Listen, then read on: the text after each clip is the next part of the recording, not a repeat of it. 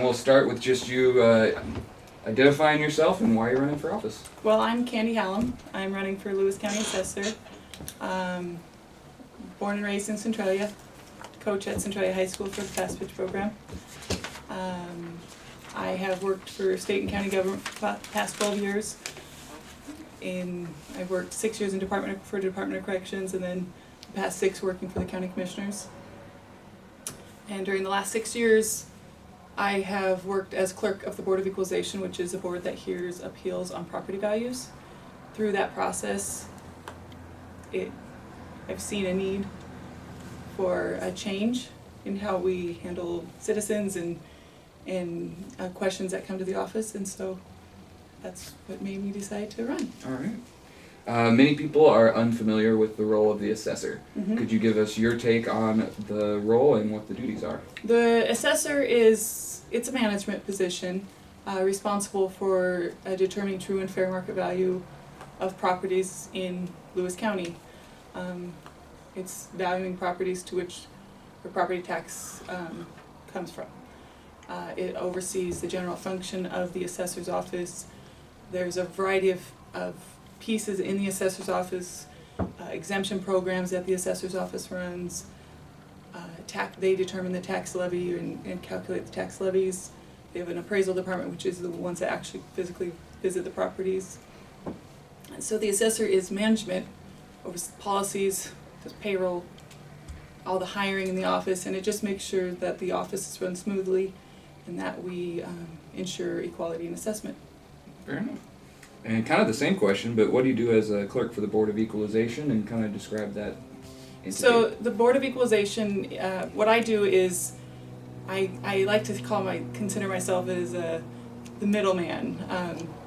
I get many citizens who come in with questions on assessed values, who either need to appeal or just don't understand how the property value was determined. And so I work with the citizens and help guide them through the process, as well as arrange for hearings on appeals on property values, hearings on appeals on removal from senior exemption programs, any exemption program where somebody's removed from a farm and agriculture. I'm the middleman, so I help the citizens through that process. Okay. I would like to, may I interject? Oh, sure. Because I'm not familiar with it, so when a citizen asks for an appeal, Mm-hmm. it comes to the Board of Equalization. Who determines it afterwards? There is private citizens. The board is made up. Currently, I have 3 board members who are all private citizens in the county. I call them compensated volunteers because they do get paid to come. They get paid mileage to come in, but it's not a lot. So we call them compensated volunteers.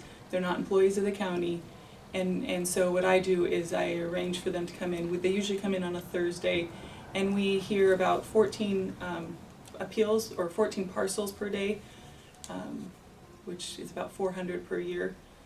And we just, one by one, the citizens get to come in, speak to the board, explain their concern, their issues. The assessors will send a representative to explain their side, and then the board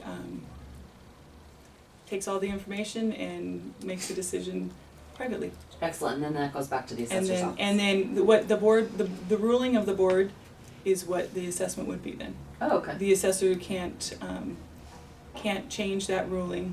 They can appeal it to the state board, but what the board decides is what is the assessment unless it's appealed. Okay, thank you. Describe your work with the Lewis County Commission. I do a lot of different things. Clerk of the Board of Equalization, administrative assistant to the county commissioners, where I work with their calendars, all their scheduling, really anything that they need assistance with. I do grant applications. I do all the payments and vouchers.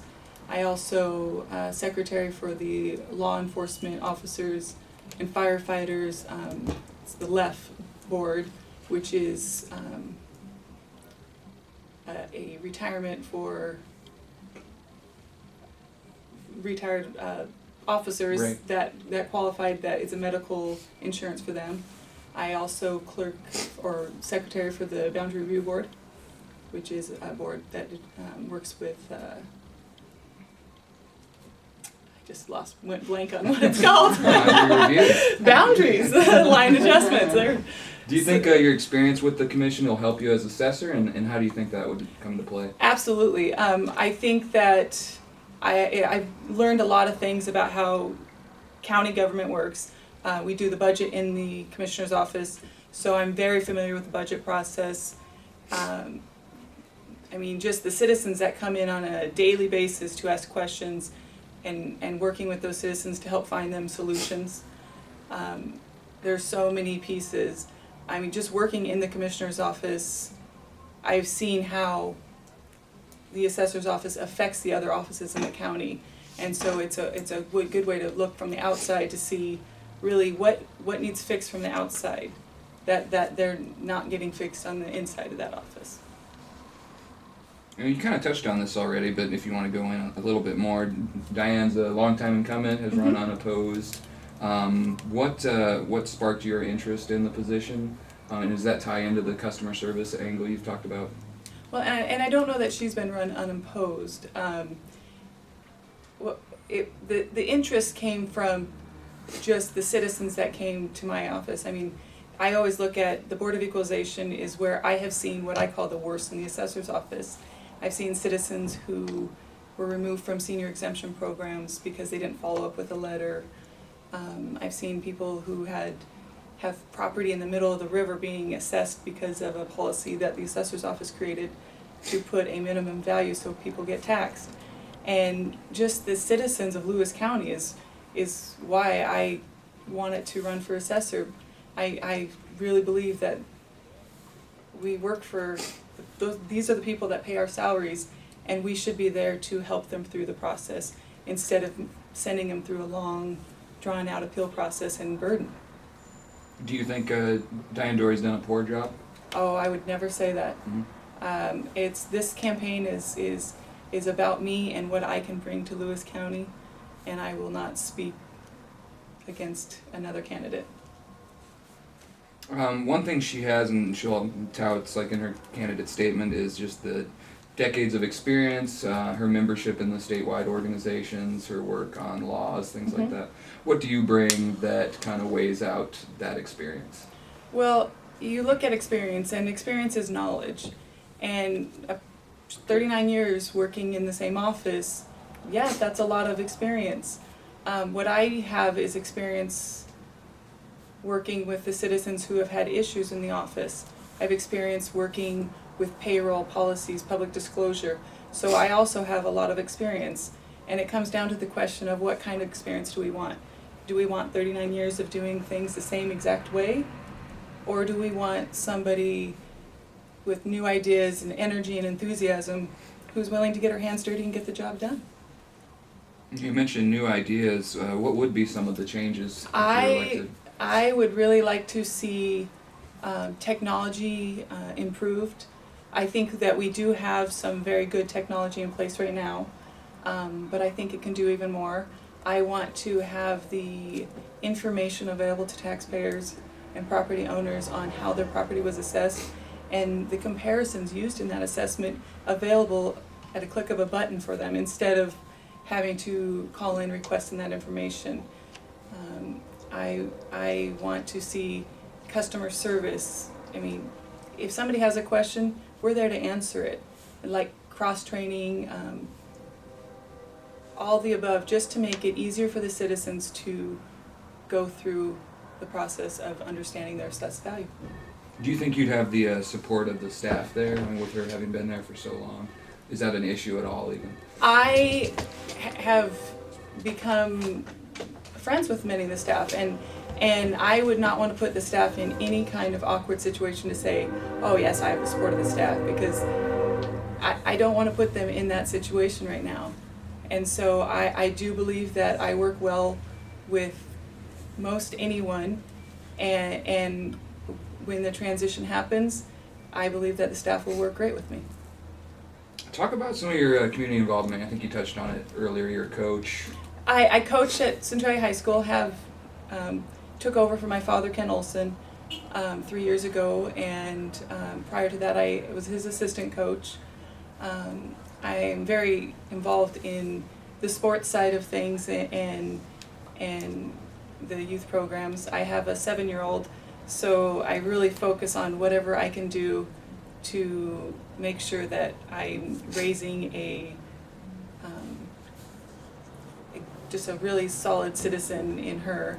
And so I spend majority of my time with whatever activities that she's involved in and helping that. Down the road, I imagine when she's doesn't want to hang out with me as much, that I will be able to get involved with even more. But anything that I see, I mean, we went and planted fruit and vegetables for a person one time just because we saw an ad, that'll be fun for an activity to do. So we like to do, there's so many things to volunteer for, and whatever somebody needs help, I'm willing to help them. And go back to the assessor's office. What's the number one complaint you hear about the assessor's office right now? Oh, number one complaint. You can have a couple too. Well, I mean, some of it is they just won't talk to me unless I have an appeal in. I don't think that you should require an appeal to speak to somebody. Mm-hmm. I've heard that they won't listen. I do think that the assessor's office has some very good employees, so you hate to say that all the employees do just a terrible job and they're horrible customer service. I think some of the direction that they're required to follow restricts them from providing that best service possible. And so that's where I really think that, I mean, just the citizens who come talk to me and say, I just don't get an answer. They just want answers. They just want to understand. They just want to be able to justify paying their property tax and know that it's true and fair. Surely there are nuances to the assessor's office that we don't understand. Is there another topic you'd like to discuss? You've flown right through your time. Oh, good. We do have one more question, but I'm wondering if there's another topic we haven't broached that you want to make sure to let the voters know. Well, I mean, I just like everyone to know that I am truly a very caring and compassionate person, and I believe in a full day's work for a full day's pay, and I will be there for the citizens. Some have questioned whether I will follow through with the legislative pieces that come across, and of course, I mean, when you're in that position, the assessor is not a legislative position. There are many legislative pieces on an annual basis that are reviewed, and so if there is an issue that I believe would affect our Lewis County citizens, then I'll support those issues.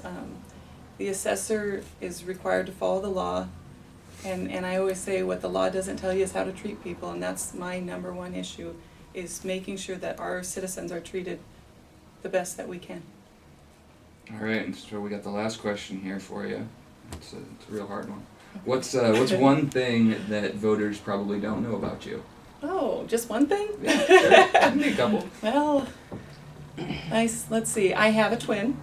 Some people might not know that about me, so if you see another person that looks just like me walking around and they don't wave at you and don't say hi, it's not because I'm being rude, it's because there's another person out there that looks very similar to me.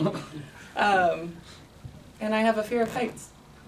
But I pretend like I'm not. Are we up too high right now? No, but if I would go on the roof, I probably would. I would do it. I would go up there, and then I'd be realizing that this was a really bad idea.